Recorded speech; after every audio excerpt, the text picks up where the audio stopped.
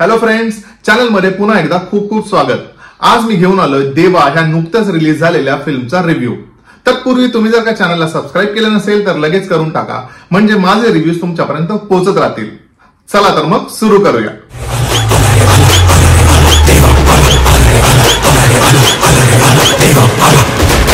चला तर बोलूया या फिल्मच्या कथेबद्दल। सो फ्रेंड्स, या फिल्मची स्टोरी म्हणजे एक सस्पेन्स थ्रिलर किंवा एक मर्डर मिस्ट्री आहे, म्हणजे असं कॉम्बिनेशन आहे याचं। आणि पण ती प्रेझेंट आपल्याला ज्या प्रकारे केली गेली तो थोडं वेगळा एक अप्रोच घेऊन केली गेली आहे, त्यामुळे थोडी इंटरेस्टिंग होते फिल्म आणि आपल्याला सतत गुंतवून ठेवते। सो देव आमरे हा एक पोलीस ऑफिसर, जे कॅरेक्टर शाहिद कपूरने प्ले केलंय तो एक पोलीस ऑफिसर आहे जो अतिशय सनकी, तापट, व्हायलन्स करणारा आणि गोष्टी फक्त माझ्याच पद्धतीने झाल्या पाहिजेत किंवा मला हव्या तशाच झाल्या पाहिजेत असा एक वियर्डनेस त्याच्यामध्ये आहे, एक सायकोनेस आहे असं म्हणता येईल। त्यामुळे तो प्रत्येक गोष्ट स्वतःच्या पद्धतीनेच करण्यावर त्याचा भर असतो। आणि दुसऱ्या बाजूला म्हणजे त्याचा स्वभाव जरी असा असला तरी तो थोडा मनमिळाव आहे। त्याने एक त्याच्या डिपार्टमेंटमध्ये त्याचा एक ग्रुप क्रिएट केलाय किंवा एक एक्सटेंडेड फॅमिली त्याने बनवली आहे। त्याचा जो एक सिनियर ऑफिसर आहे त्याच्याबरोबर स्वतःच्या बहिणीचं लग्न लावून दिलंय। तो ह्या सगळ्यांसाठी जेव्हा जेव्हा म्हणजे त्यांना गरज असते तेव्हा तो उभा राहतो। हे सगळं सुरू आहे आणि तो म्हणजे ना यांच्यासाठी सदैव आपल्याला असं वाटतं की अरे वा, किती म्हणजे चांगला ऑफिसर आहे आणि यांना किती मदत करतोय, असं त्याचं एक कॅरेक्टर पोर्ट्रे केलं गेलंय। त्याने तसं ते कॅरेक्टर पोर्ट्रे केलंय आणि त्याचा फंडा म्हणजे शेवटी अल्टिमेटली हाच आहे की माय वे और हायवे, मला हवं तसंच झालं पाहिजे, तसंच व्हायला हवं। आणि हे सगळं होत असताना जो त्याचा अतिशय जवळचा मित्र ह्या डिपार्टमेंट मधला आहे रोहन, त्याला भर दिवसा शूट केलं जातं आणि ते शूट केलेलं त्याच्या एवढं जिवारी लागतं की एवढा जवळचा माझा मित्र जीव गमावून बसला, आता मला जाणून घ्यायचं की हे कशामुळे झालंय। आणि तो म्हणतो की मीच आता ही केस इन्व्हेस्टिगेट करणार आणि मीच नक्की माहिती करणार की कोणी हे केलंय आणि याच्या मागे कोणाचा हात आहे। So basically he puts efforts, हे सगळं तो सॉल्व्ह करतो आणि हे सगळं तो डिस्क्लोज करणार, इतरांना सांगणार की याच्यात काय झालं होतं। अशातच येतो सगळ्यात मोठा ट्विस्ट, त्याचा होतो मोठा ऍक्सिडेंट आणि तो स्वतःची मेमरी गमावून बसतो। आता मेमरी गमावल्यानंतर ही केस त्याला पूर्ण करायची असते, तर तो ही केस कशी सॉल्व्ह करतो आणि कसे म्हणजे how he connect the dots आणि ही अख्खी मर्डर मिस्ट्री कशी उलगडवून काढतो आणि काय काय त्याला चॅलेंजेस येतात। आणि एक जो सरप्राइझिंग एलिमेंट आहे जो मी बोलत नाहीये कारण again it will be a spoiler, तो काय आहे हे इंटरेस्टिंगली या फिल्ममध्ये दाखवले गेले आणि हीच या फिल्मची स्टोरी आहे। बोलू या फिल्मच्या कास्ट बद्दल।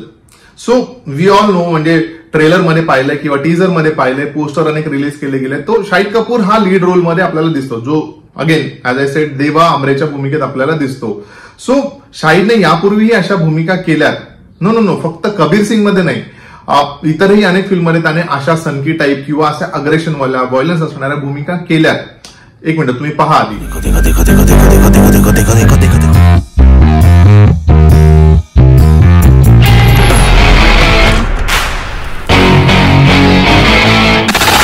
ह्या व्यतिरिक्त त्याने कमिनेमध्ये सुद्धा असाच एक अग्रेसिव्ह आणि एक रेबेल असणारा रोल केलाय। त्यामुळे त्याने अशा टाईपचे रोल डेफिनेटली आधी केलेत आणि मला वाटतं त्याच्यामध्ये इनहेरिटंट किंवा एक नॅचरल तो एक आहे, अग्रेसिव्हनेस आहे त्याच्यामध्ये आणि जो तो स्क्रीनवर खूप चांगल्या पद्धतीने आणतोच आणि ह्या रोलमध्ये त्याने आणलाय आणि त्यामुळेच आपल्याला ही त्याची भूमिका जी आहे, दो त्याने आधी अशा सिमिलर भूमिका केल्यात तरी ही भूमिका वेगळी वाटते। प्लस ऍज अ सेड ह्याच्यात त्याने दोन टोकाच्या भूमिका केल्यात किंवा हे एकच कॅरेक्टर आहे पण त्याचे शेड्स जे आहेत ते दोन टोकाचे शेड्स त्याने आपल्याला दाखवल्यात, त्यामुळे तेही आपल्याला अपील करून जातं। सो अगेन म्हणजे त्याने स्वतःचं जे पोटेन्शियल आहे ते ह्या आधी त्याने वेगवेगळे कॅरेक्टर्स करून प्रूव्ह केलंय, but once again I think he has proved की त्याचं पोटेन्शियल ऍज अन ऍक्टर काय आहे आणि त्यामुळेच आपल्याला देव आमरे लक्षात राहतो। And this time I want full freedom. ह्या व्यतिरिक्त पूजा हेगडेने केलेला रोल मला फारसा इम्प्रेसिंग किंवा खूप अपिलिंग असा नाही वाटला।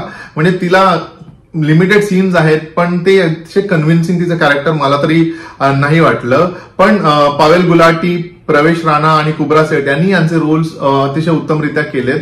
मला वाटतं बऱ्याच काळानंतर मी कुब्रा सेठला फिल्म मध्ये पाहिलंय, या आधीची मला आठवत आहे तिने कुठली फिल्म केली होती, but she has done a justice to her role. Kudos to our मराठमोळी टोळी जी आपल्याला या फिल्म मध्ये दिसते।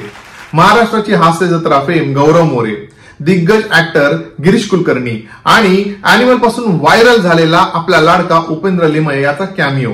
So no need to mention यांनी यांच्या भूमिका चोपल्यात। सो बोलू या फिल्मच्या म्युझिक बद्दल आणि बॅकग्राऊंड स्कोर बद्दल. सो या फिल्मचं म्युझिक केलंय विशाल मिश्रा याने.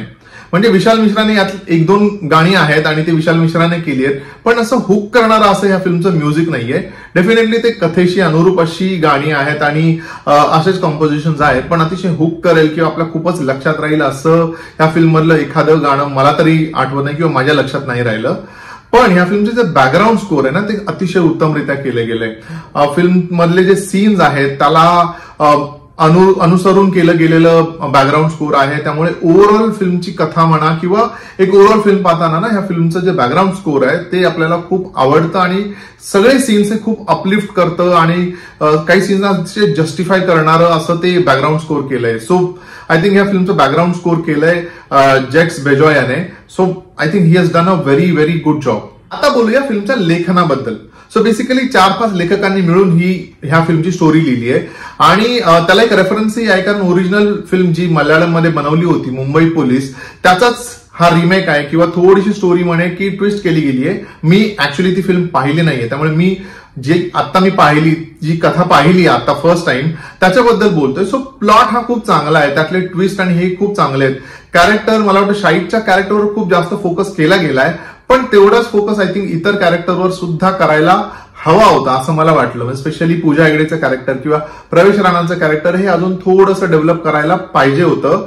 हॅव्हिंग सेड दॅट शाहिदच्या कॅरेक्टरवर खूप जास्त फोकस आहे आणि ते आपल्याला ऑब्व्हियसली त्याने जसं काम केलं त्यातनं कळून येतच. स्टोरीचा प्लॉट चांगला आहे त्यामुळे आपल्याला तो बांधून ठेवतो शेवटपर्यंत. आपण स्टोरीमध्ये इन्व्हॉल्व्ह होतो आणि विचार करत राहतो की काय होणार आहे, काय चाललंय. So it is a good part. काही सीन्स मध्ये मला वाटतं खूप जास्त लिबर्टी घेतली गेली आहे. स्पेशली गिरीश कुलकर्णी आणि शाहिद मधला एक सीन आहे जेव्हा ते भाषण करत असतात, तिथे मला असं वाटलं थोडंसं लाईन क्रॉस केल्यासारखं मला वाटलं. But that is again my personal view आणि पर्सनल पर्स्पेक्टिव्हने मी म्हणतोय. बट डेफिनेटली मला वाटतं अजून थोडी चांगली स्टोरी असायला पाहिजे होती. बोलूया या फिल्मच्या दिग्दर्शनाबद्दल. सो या फिल्मचं दिग्दर्शन केलंय रोशन अँड्र्यूज याने. बेसिकली ह्या फिल्मच्या मेकर्सने म्हणा किंवा ह्या फिल्मच्या दिग्दर्शकाने कुठेच असं अनाऊन्स केलं नाही की ही फिल्म त्याच्या ओरिजिनल मुंबई पोलीस या फिल्मचा रिमेक आहे. म्हणजे जी फिल्म 2013 मध्ये मल्याळम मध्ये बनवली होती त्याचा हा रिमेक आहे. बारीक थोड्या स्टोरीमध्ये चेंजेस केले गेलेत, पण सगळीकडे हीच चर्चा आहे की ही त्याच फिल्मचा रिमेक आहे. देवा ही फिल्म ह्या त्याच्या ओरिजिनल मल्याळम फिल्मचा रिमेक आहे. हॅव्हिंग सेड दॅट मीही ती फिल्म पाहिलेली नाहीये, त्यामुळे माझा रिव्ह्यू हा अतिशय फ्रेश पर्स्पेक्टिव्हने मी केला की फर्स्ट टाइम बघितल्यानंतर मला ओव्हरऑल फिल्म कशी वाटली. सो मला या फिल्मचं दिग्दर्शन आवडलंय आणि त्याचं कारण म्हणजे ही फिल्म आपल्याला सतत गुंतवून ठेवते, आपल्याला विचार करायला भाग पाडते, आपल्याला कुठेही रिलॅक्स होऊ देत नाही. त्यामुळे आपल्याला स्टोरीमध्ये घेऊन जाते पुढे. बारीक काही जागी फिल्म थोडीशी ड्रॅग होते, कारण ह्या फिल्ममध्ये जे ट्विस्ट आहेत ते हळूहळू म्हणजे it's like a spoon feeding हळूहळू आपल्याला कळतात आणि त्यामुळे कुठेतरी आपला इंटरेस्ट जाऊ शकतो. त्यामुळे तुम्ही जर का असा विचार करत असाल की मी मस्त जाऊन रिलॅक्स होईल किंवा एंटरटेन होईल तर बिलकुल फिल्म बघायला जाऊ नका. चुपचाप जेव्हा नेटफ्लिक्सवर येईल तेव्हा तुम्ही ही फिल्म पहा. पण जर तुम्हाला थिएटरमध्ये जाऊन बघायची असेल तर तुम्हाला कॉन्स्टंटली ही फिल्म एंगेज करून ठेवेल. सो ओव्हरऑल सांगायचं झालं तर या फिल्मचं दिग्दर्शन चांगलं आहे, या फिल्मचा स्क्रीन प्ले चांगला आहे. मला पर्टिक्युलरली एक सीन लक्षात राहिला की जेव्हा सगळे पोलीस त्या एका एरियामध्ये त्या तिकडचा जो विलन आहे त्याला पकडायला जातात आणि त्यावर जसा अटॅक केला गेलाय तो जो सीन आहे तो जो ज्या प्रकारे डिझाईन केला गेलाय किंवा त्याचा जो स्क्रीन प्ले केलाय तो मला अतिशय आवडला आणि I was very impressed with that particular scene. So nutshell मध्ये ह्या फिल्मचं डिरेक्शन चांगलं आहे. ओव्हरऑल सांगायचं झालं ना तर ही फिल्म वन टाइम वॉच नक्कीच आहे आणि त्याचं एकमेव कारण आहे शाहिद कपूरचा परफॉर्मन्स. म्हणजे त्याच्या परफॉर्मन्ससाठी एकदा ही फिल्म आपण नक्कीच पाहू शकतो. म्हणजे आता तसं सांगायचं झालं ना तर फिल्ममध्ये जो ट्विस्ट आहे किंवा जो सरप्राइझिंग एलिमेंट आहे तशा सिमिलर फिल्म आपण पाहिल्यात. त्यामुळे दृश्यमेधाचं अगेन एक्झाम्पल सांगायचं झालं की शेवटपर्यंत आपल्याला कळत नाही, किंवा महाराजासारखी फिल्म झाली जिथे अगदी शेवटच्या क्षणाला आपल्याला कळतं की ओके काय ट्विस्ट होता, या अख्ख्या स्टोरीचा म्हणजे मिनिंग काय होता. तर अशा फिल्म आपण पाहिल्यात. पण शाहिद कपूरच्या परफॉर्मन्ससाठी डेफिनेटली जाऊन एकदा ही फिल्म पाहू शकतो. या फिल्म मधले जे लोकेशन्स आहेत ना ते मला पर्टिक्युलरली खूप आवडले. म्हणजे मुंबईशी आपलं तसं इमोशनल खूप जास्त कनेक्ट आहे आणि या फिल्ममध्ये मेजरली मुंबईतले लोकेशन्स वापरले गेलेत आणि ती चाळ दाखवली गेली किंवा काही लोकेशन मेजर फिल्म ही रिअल लोकेशनवर शूट झाली आहे. त्यामुळे या फिल्म मधले लोकेशन्स खूप आवडलेत. प्लस या फिल्मचं जे एडिट आहे ना मित्रांनो दॅट इज अगेन हायलाइट. मला वाटतं त्या एडिटमुळेच ही फिल्म जी म्हणतो ना आपण की आपण अगदी स्टोरीमध्ये इन्व्हॉल्व्ह होतो, विचार करत राहतो, आपणही ते कोडं सॉल्व्ह करायला लागतो की काय झालं एक्झॅक्टली आणि कोण आहे ज्याने तो खून केलाय. त्यामुळे या फिल्मचं एडिटिंगही खूप चांगलं आहे. त्यामुळे शुअरली आपण एकदा ही फिल्म पाहू शकता. मी या फिल्मला देतोय 3 स्टार्स. सो फ्रेंड्स, हा होता माझा म्हणजे रवीचा व्ह्यू ऑन फिल्म देवा. तुमच्या प्रतिक्रिया मला कॉमेंट सेक्शन मध्ये नक्की कळवा. हा जर का माझा रिव्ह्यू तुम्हाला आवडला असेल तर हा लाईक करा, शेअर करा आणि हो, चॅनलला सबस्क्राईब करा. आपण भेटणार आहोत लवकरच. तोपर्यंत स्टे ट्यून्ड.